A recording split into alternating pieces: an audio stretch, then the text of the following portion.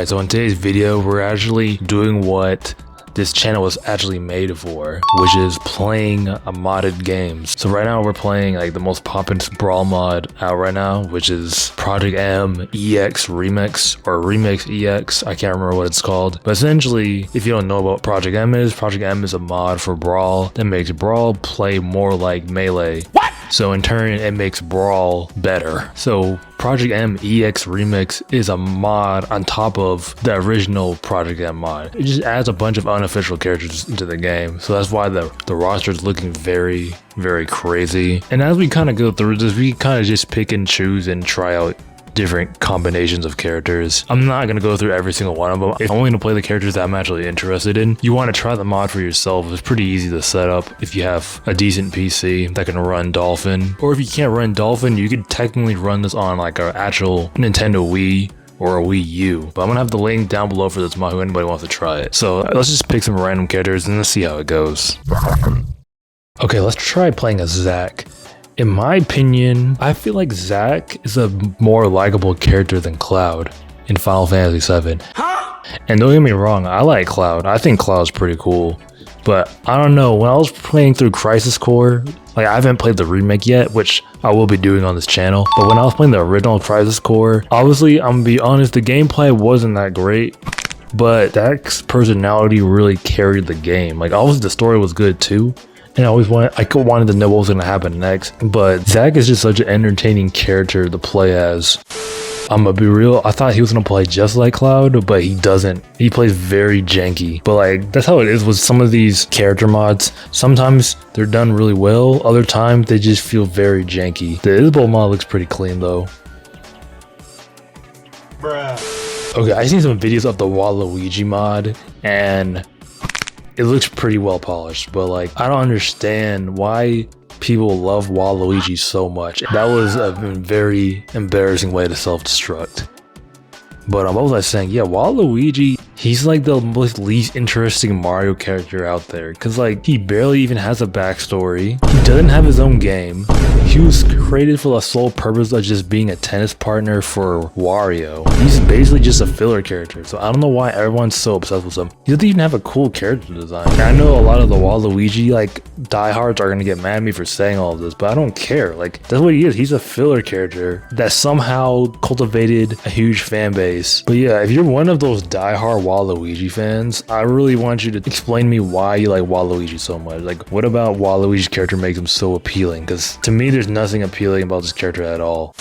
Even with this mod is done very well. Like this Waluigi mod honestly looks legit. I'll give him that. But like Waluigi doesn't even do any of these moves in the game. The guy who made this mod literally had to make up a bunch of moves for Waluigi. The only legit move in this mod that Waluigi actually does is him hitting the tennis ball.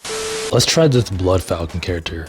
I've never played an F-Zero game. The only characters from F-Zero I know are Captain Falcon and Samurai Goro. Captain Falcon is one of those characters who I always have fun playing as, but I'm really just not good at using him at all. So basically Blood Falcon is just a beefier and fastier version of Captain Falcon with some slight modifications to like his neutrals. You get everything like he does, it just hits harder. You just feel the impact through every move he does. That's just the best way I can describe how it feels to play Blood Falcon. Bruh.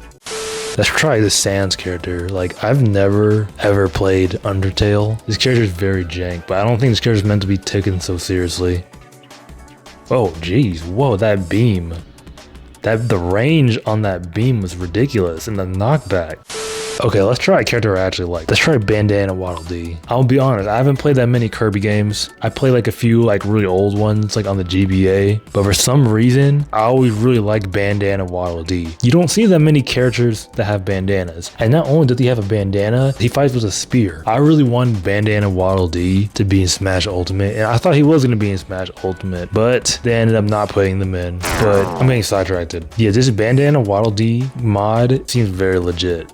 It's very well done. Even though I'm basically just getting bullied by Zero right now, but the Bandana Waddle Dee, he feels like a legit character. He feels like literally Kirby but with a spear. He essentially is Kirby but with more range. Okay, let's try this again. Let's fight the metallic shadow. I'm gonna like try to fight a little more seriously. Yeah, this is not working out well at all. He's really piecing me up. I really want to try playing this game online, but I already know that's not gonna go well. If I'm getting comboed up by the computer, then imagine what like actual people are gonna do to me in this game. But then at the same time, it's like what I've noticed is that when I play Smash Ultimate online, and then when I play like the level 9 CPUs, the level 9 CPUs be better than like 80% of the people who play this game. Stop the cap. Which is really sad. Yeah, man, like it'd be more fun to fight level 9 CPUs than actual people, because a lot of times like when you fight people in like Smash Bros games in general, not even just Ultimate, and just in general, people be cheesing when they play this game. They'd be running around trying to like run the clock down, or like once you start like putting the pressure on them, they'll be running away from you, and it's just like not fun. Like imagine watching a boxing match and one of the boxers is just running away from his opponent the entire time. That wouldn't be a fun match to watch, and I can imagine that it wouldn't be a fun match to participate in for really both sides. So if you're playing a fighting game against someone, don't run away from them, actually try to fight them. Don't be cheesing the whole match. That's really lame. Okay, let's try out Blaziken. Okay, the character model looks very clean. And this stage, it's crazy that someone was able to recreate Skyloft. Youngling looks clean too, even though I don't like how this Youngling has a slingshot. It really bothers me. But other than that, this Youngling's pretty clean too. I'm not gonna lie, Blaziken feels a little jank, but he doesn't feel as jank as some of the other characters I was playing as earlier. Like he's like 80% there. I feel like Blaziken should have been in like a mainline Smash game, in my opinion. He's like the most popular starter from Generation 3. Anytime I played Pokemon Emerald, I always choose the starter that turns into Blaziken. I never choose any of the other ones.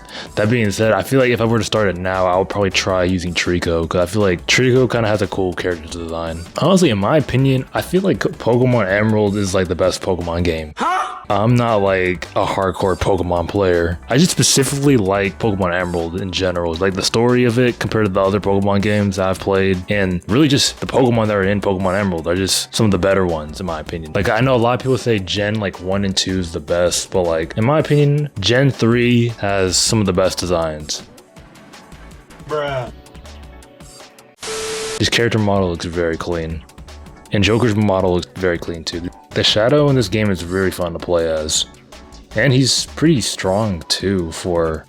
Well, actually, I think a lot of the custom characters are like not balanced at all. They're like just unnecessarily strong for like no reason, which I'm okay with because I don't play this game that seriously. I just kind of just hop in every now and then. Though back in the day, me and my cousin used to play this a lot. Like, well, not this particular mod obviously, but Vanilla Project M as some of the other Project M variants we used to play a lot. It's so satisfying to land the homing attack with Shadow, because then you get like an automatic combo. Okay, we're doing good. We got 2 lives. Let's see if we can win this. I do want to try playing this game online. I don't think I'll probably be that successful at it, but it's worth a shot. Though I am playing with a 360 controller, so I may not do that well. Okay, let's try this Black Knight character. If I'm not mistaken, I think Black Knight's a assist trophy in Smash Ultimate. What's her name? Lucina, dressed up as 2B. From Nier. Speaking of Nier, I really need to play through that whole series. Like, I don't mean just the Nier games. I mean, like, I want to play through like the Drakengard series, and when it comes to like games with like story, I always have to like start from the very beginning. Even if the game's like super old, I will go out my way to start from the very beginning if it's possible. That being said, when I started playing the Witcher games, I basically just watched the summary of the books, because I bought one of the books and was reading it, and it's just like, I don't know, this may sound really bad, but I just really don't like reading books that don't have pictures in them. I don't know why. And it's really crazy, 'cause I used to read so many books back in the day when I was like a kid, but nowadays I don't have the patience to read books anymore. I don't know if it's patience is the right word. Maybe it's attention span. Yeah, I think I don't have the attention span to be reading books anymore, especially physical books. But yeah, so I started reading the Witcher books, and then I was like, you know what? Instead of reading this, I'm gonna like listen to an audiobook. So I started listening to an audiobook while I was at work for like a couple weeks. And then I started to realize the entire first book is just like a bunch of filler. So then I was like, you know what? I'm just gonna watch an in-depth summary. I watched the in-depth summary, that also had pictures too. Then I watched a summary of the first game, because if you don't know already, the first game has like a great story, but like the combat is atrocious. So I wasn't about to put myself through that. But then I think I heard that they're actually remaking the first game, but using the same engine as The Witcher 3, which is really good. So I look forward to that. And then I played through The Witcher 2, and that game was really fun. I know a lot of people go straight to The Witcher 3. They really shouldn't. They should play The Witcher 2. And then I started playing Witcher 3. I love playing as Bandana Waddle Dee in this game because he feels so clean, man. He's literally Kirby but with range. I know this is gonna sound really bad, but I really cannot wait until when Nintendo stops making games for the Switch and people start modding all the games. Obviously, people are already modding Smash Ultimate, but like, let's be real, no one's doing that unless they have more than one Switch. And then you could say, oh, you can just emulate the Switch, but the thing is, the Switch emulation isn't all the way there yet. Because I've seen a couple people's really top tier rigs that still experience like slowdown in Smash Ultimate. The Switch emulation is gonna get there someday, but right now it's not there. Also, from what I've read online and seen, it seems like you have to have like a modded Switch to even use the emulator, because there isn't any like easy way to get the ROMs or the ESOs from the cartridges yet. So I think you have to actually get it from the download. So what you would have to do is you'd have to buy a second Switch, and then you'd have to, I'm assuming, buy the games off the eStore, and then you would transfer it from your modded Switch to your PC, which that's way too much work. But I look forward to playing a lot of these Switch games in higher resolution and in at least, I would say, 120 frames. It's really messed up that in Smash Ultimate that they have Piranha Plant as a playable character but not Toad. Toad makes way more sense. And then even if they were gonna pick a random enemy, I think it would be better for them to pick like a Koopa or a Goomba. I feel like the Koopa and Goombas are so iconic. Like when you think of Mario enemies, you immediately think of the Goombas and you think of the Koopas. Like playing as a Piranha Plant would have never crossed my mind. Even, you know, be better than a Piranha Plant, even like just a Boo. Like the Boos are pretty iconic too. But the only thing is they don't really have any moves. If you really think about it, they just fly towards you. Honestly, Toad's kind of fun to play in this game. Yeah, this Toad actually feels like a legit character. That being said, kind of sucks in the sense that his range is incredibly low, but this Toad mod is very clean and polished. Okay, let's try using Sora. In Smash Ultimate, I use Sora a lot. Obviously, Sora's not the best character to use, but he's kind of just fun to use. And it's really satisfying to land that air combo with Sora, because similar to how Shadow's combo kind of just all flows together when you land the first hit, and this Sora basically kind of feels the same. His moves are a little bit more choppy, because obviously they couldn't get him to be exactly how he is in Ultimate, but yeah, he's pretty solid. I love that there's tons of like mods for Brawl, don't get me wrong. I wish people would make mods for Subspace Emissary and expand on it. Before Smash Ultimate came out, everybody was saying, oh, they want an adventure mode. And even with Smash 4, people were saying they wanted adventure mode. But if you guys really want more of adventure mode, all you gotta do is just mod Subspace Emissary in Project M. Just keep adding on to it. But yeah, why not just start making your own levels instead of waiting for Nintendo to do it? That being said, I feel like if they do make a new Smash Bros game, they really need to add an adventure mode. Let's be real, the next Smash Bros game is not gonna have 80 plus characters, right? It's probably gonna have like 50 characters, right? There's no way they're gonna top Smash Ultimate. The only way to even come close to topping Smash Ultimate is to either A, make the next Smash game like a fighting game RPG where you like go through Subspace Emissary type levels, but you level up, you put on equipment, and you go through like tons of different Nintendo worlds. So essentially make like a Subspace Emissary version of Kingdom Hearts but with Nintendo worlds. And that way, because it's like a completely different style of game,